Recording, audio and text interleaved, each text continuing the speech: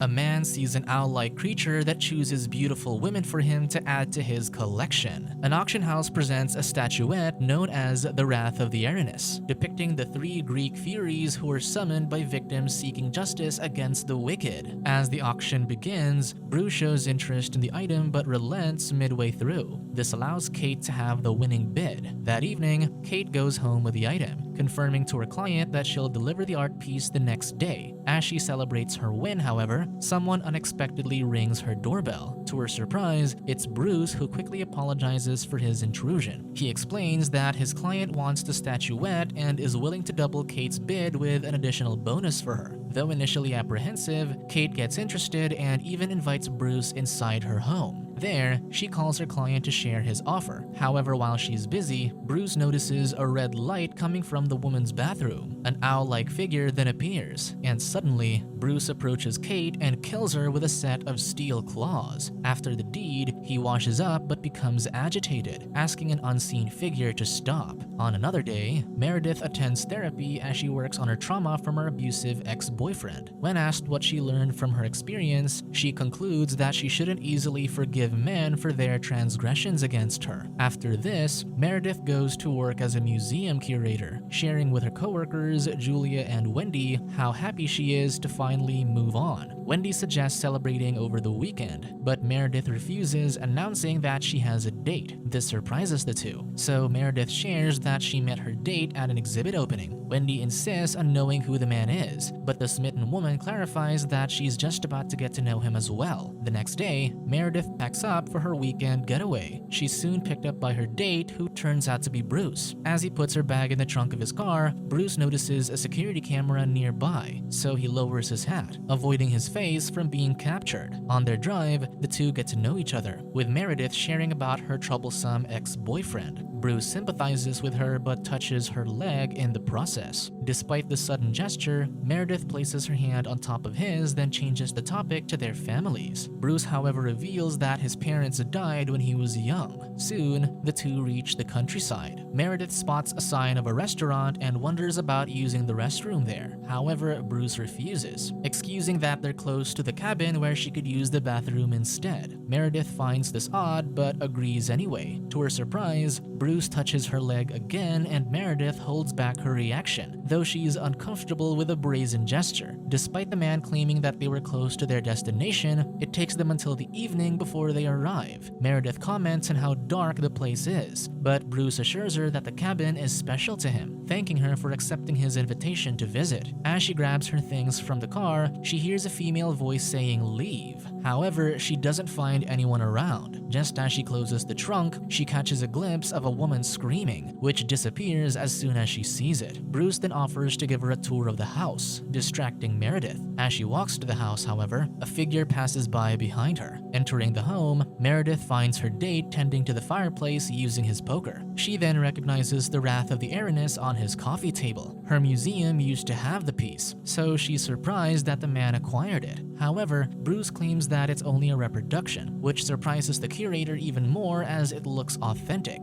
Bruce then takes her to the kitchen where he promises to prepare her a special meal. He also shows her his wine collection, and as Meredith chooses a bottle, she doesn't notice Bruce gripping his fire poker at his side. The woman soon settles into the guest room, though she hears something snarling outside, worrying her. While in the bathroom, Meredith receives messages from Wendy, who's checking in on her. She assures her that things are going well before meeting Bruce back in his kitchen. There, they offer a toast to their night. The man then sends her to the living room while he prepares their meals. With that, Meredith starts playing a record as she admires the man's art collection. However, when she checks his photo albums, she finds them empty, much to her confusion. Instead, she finds a Polaroid hidden between his books, showing Bruce with an ex-lover, Leonora. Suddenly, the record player stops, so Meredith checks on it only to be surprised when a nearby window's screen falls. Hearing her gasp, Bruce asks if she's okay, and Meredith responds saying she's fine before placing the screen back. As she calms herself down, however, Meredith finally spots something moving outside. She peers closer towards the window and gasps when she sees another woman's face reflected on the glass. Again, the image disappears, and the woman laughs it off, thinking that the wine's just getting to her head. Meredith returns her attention to the statuette. Curious, she takes a photo of it and sends it to Wendy, asking if she recalls authenticating the piece. Suddenly, the front door opens behind her. She cautiously checks if someone's around, but Bruce appears from behind, surprising her. He announces that their dinner's ready, so the couple head back inside, unaware of the mysterious figure watching over them. During dinner, Bruce finds his date distracted, so he encourages her to open up. The woman mentions the strange things she's been experiencing around the cabin, but Bruce claims that in his years there, he hasn't noticed anything strange. Just then, Meredith mentions Leonora, clarifying that she saw her photo. Bruce suddenly gets defensive, though he shares that Leonora used to own the cabin and never had troubles there. To avoid the topic, Bruce offers to get more wine from the kitchen. As soon as he leaves, however, Meredith sees a blonde woman walking outside, so she yells for the man. Troubled, Bruce grabs his knife and steps outside. He searches through the darkness but ultimately decides that no one's out there. Unconvinced, Meredith suggests heading back to the city, but Bruce refuses to drive back this late at night. Just then, something hits the window, but Bruce assures her that it was just a bat. Still, Meredith is too rattled, making him question if she doesn't want to be there with him. He then slowly approaches her, still holding his knife. The woman backs away, asserting that she's getting scared. With that, Bruce goes to check what hit the window, only for him to find that there's a snake on his patio. Given his surprised expression, Meredith decides not to spend the night there, so she'll call a rideshare to head somewhere else. She starts packing up in her room when Wendy calls her. Immediately, her friend tells her to get out. Unbeknownst to her, a drunk Bruce sees the owl again. It shows him a mask, and as if knowing what it means, Bruce agrees that it's time. He then grabs the steel claws from his drawer and heads to Meredith, not seeing the blonde figure watching him outside. Upstairs, Wendy warns her friend that the statuette was stolen months ago. Bruce starts knocking on her door, so Meredith tells him that she's in the bathroom to buy more time as Wendy reveals that Kate, who bought the statuette, is missing. Shaking in fear that she's in danger, Meredith assures her friend that she's leaving the place. She then calms herself before opening the door for Bruce. To her surprise, he and her luggage are no longer around. Cautiously, she searches the place for the man as she makes her way to the door. However, she hears the kitchen sink running, distracting her. This allows the man to sneak up behind her, claws ready. Before he can harm her, Meredith falls, causing Bruce to collapse to the floor as well. This gives her a chance to run for the door, but he tackles her. As she continues to fight, he starts choking her while the owl looms over them. Soon, Bruce uses his claws on the woman, finally ending the fight. The man proceeds to remove her clothes, throwing them into the fire, then destroying her phone. The thrill of the moment also excites Bruce, so he does his business over the sink before washing up. He then approaches Meredith's body, admitting to her that he likes what he did. To his surprise, the woman's still alive and hits him over the head with a statuette until something cracks. She then runs into the dark woods. When morning comes, Bruce pictures Meredith sensually waking him. In his daze, he mentions having a dream about a checkered floor where if he stepped on the black squares, he'd fall. However, he realized that there were no white squares after all. The couple then starts kissing, only for Meredith to quote the Eumenides, the Greek play about the Furies. Kate then appears behind Bruce and continues the story. When the man asks what they mean, Meredith tells him that his secret is escaping. The owl then appears behind her, and this finally snaps Bruce out of his delusion. He finds himself back at nighttime with his head bleeding from Meredith's attack. Realizing what happened, Bruce tends to his wounds, but as he does, a searing pain overcomes him. Still, he wraps up his head, grabs a fire poker, and sets out to find Meredith. Unable to find her, he grabs a shovel and digs up the barrels in the woods where he'd apparently kept the bodies of his last victims. He checks to confirm if he'd already gotten Meredith, but as he discovers that she's not in any of them, he gets another searing headache. Suddenly, he hears Meredith calling him from the darkness. Bruce rushes to her, but instead finds a fabric floating in the woods, confronting him about what he did. It then disappears, only for a dog to come out of one of the barrels and chase him. Bruce races into the woods, but as he does, the dog's head changes to that of Kate's. Scared, the man desperately hides, only to see a hand reaching out to him from behind. He speeds away, confused by the sounds around him. Bruce stops when he sees the floating fabric again, which now reveals that image of two women dancing. He kneels before it as another woman with a mask emerges. She beckons him to come forward, but Bruce runs out of fear. He races back to his car, hoping to escape. However, the engine stalls before he can get far. Just then, he sees Kate, who stands with a mysterious horned figure behind her. Despite their presence, Bruce turns away and checks his engine, hoping to still fix it and escape. However, part of his engine suddenly shoots out and into the horned figure's hand. The masked woman then appears over his car, calling him a thief and a murderer. With no choice, Bruce rushes back home and locks himself inside. He tries to convince himself that what he's seeing isn't real, but he finds his tormentors appearing on his patio. The masked woman then produces a torch and hands it to the horned figure. To his surprise, Bruce sees the torch around the house, so he desperately tries to catch it to prevent the cabin from burning. However, a hand reaches out from under and makes him trip. When he gets up, he finds his hair burning, so he speeds to the sink and rinses himself, though there are no flames after all. Bruce then hears something growling in the house, so he grabs the fireplace tongs, demanding his tormentors to say what they want from him. He asserts that they'll get nothing out of him, declaring that he's seen nightmares his entire life, therefore they can't scare him. Kate then appears above his fireplace, so he tries to sympathize with her anger for her death. However, he tells her that nothing she does will change things, and as if to prove him wrong, she gives life to his chimney, which starts attacking Bruce. Suddenly, Kate and the creature disappear.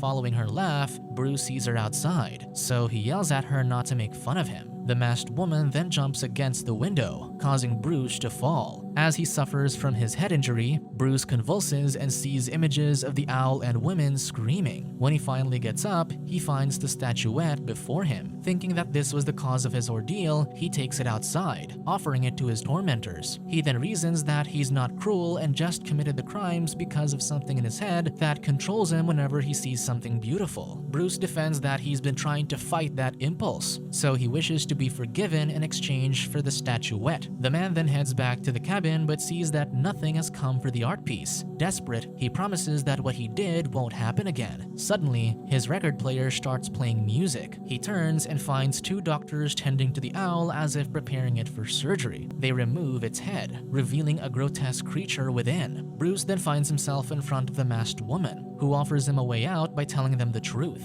First, she asks why he picked them, but Bruce clarifies that the thing in his head is the one that chooses. He admits that he doesn't know how many women he's targeted, though he confirms that the bodies in the barrels are Kate's and Leonora's. She then asks if he was planning to kill her from the start, and Bruce, realizing that he's speaking to Meredith, defends that he didn't. Instead, the thing in his head wanted to kill her and he tried to fight it. The masked woman asks if it could have been someone else, and Bruce says yes, although he admits that Meredith's beauty was what caught his attention. Snakes then appear around the masked woman, and Bruce finally realizes how she resembles one of the Furies from the statuette. She asks him to help her understand what's in his head by taking it out. With Kate and the horned figure watching, he takes out a piece of his brain, which appears like an underdeveloped bird. When he looks down on it again, however, it turns into flesh that resembles the tumor in his brain, which has been causing his hallucinations from the beginning. Refusing to believe that this was the only cause of his actions, Bruce yells at the masked woman and heads to the bedroom. He grabs a bedsheet to cover himself before attempting to break the statuette from outside. However, he accidentally wounds himself in the process. With him wounded, the tormentors circle him, taunting him like a wounded fawn surrounded by hounds. They call him a murderer and thief repeatedly until he finally runs off to the woods. They continue hunting him down as the man cries in fear until he trips. He finds himself at Kate and Leonora's graves. Maddened, he decides that he's ready to receive his punishment, even thanking the women for handing down justice. However, the masked woman refuses his gratitude since he's a thief who robbed women of their power, beauty, and lives because he envied them. Bruce smiles, acknowledging that the woman is right about him. He tells her that she saved him from the owl since she forced him to take out the piece in his brain, but the masked woman declares that it's over for him. Bruce is surprised, insisting that he can now start anew. The masked woman demands him to confess his crimes, but the man insists that it was the owl that made him do it.